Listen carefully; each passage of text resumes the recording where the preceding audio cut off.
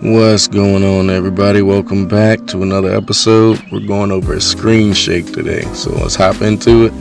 Make sure you're using the Cinemachine and open up that camera. The Cinemachine impulse listener should be here by default, but just add component if it isn't. And then we'll go over to our player, and at the bottom here we'll add component Cinemachine impulse source. And make sure it's Cinemachine impulse source because there's a couple different things to choose from, but yours should look pretty much just like this.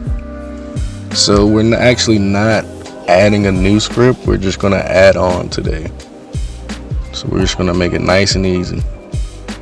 So first things first, we're going to call using Cinemachine in our namespace, and then we're going to declare a Cinemachine impulse source variable and call it impulse. And then we're going to use our get component to grab that code from our inspector and our start function. And that's pretty much the gist of the nitty gritty, really. From there you can just generate an impulse pretty much whenever you want. I start off by adding it when our player gets hit or takes damage. We'll have a little impulse go there, and then when we die, when our player dies, we'll have that as set to 20, so it'll be a little stronger than the rest of them. And then the last impulse I have here is in our dash method, and when we dash, our screen will shake. That's pretty much all there is to it, just generate impulse. So we're going to save that and go back to Unity.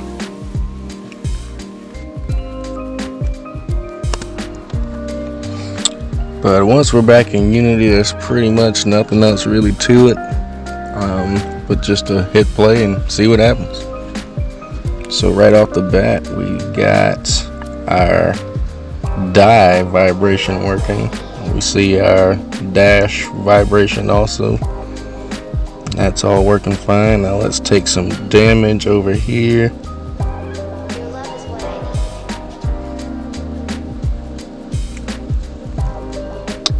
That's working fine too. Don't worry about that background kind of acting crazy. We're working on some parallax and have not quite got it down pat yet. But back in our inspector, our default velocity, we can kind of change a couple settings around there. The X and Y velocity, obviously dictates how strong the vibration is. We can change it to different settings like rumble and recoil and explosion. I personally like explosion the best, I think, but this is still up for speculation. You can customize it to fit whatever need you need to. Let me just show you another one here. From rumble to recoil. That's okay. It's not really as strong as the other ones. Well, you can see a little vibration there.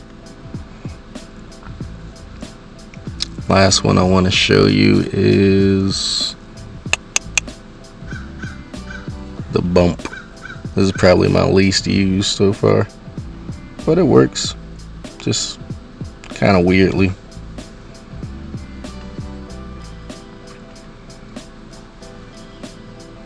And of course in the script you can customize the functionality of the impulse as much as you like, but this is a beginner tutorial.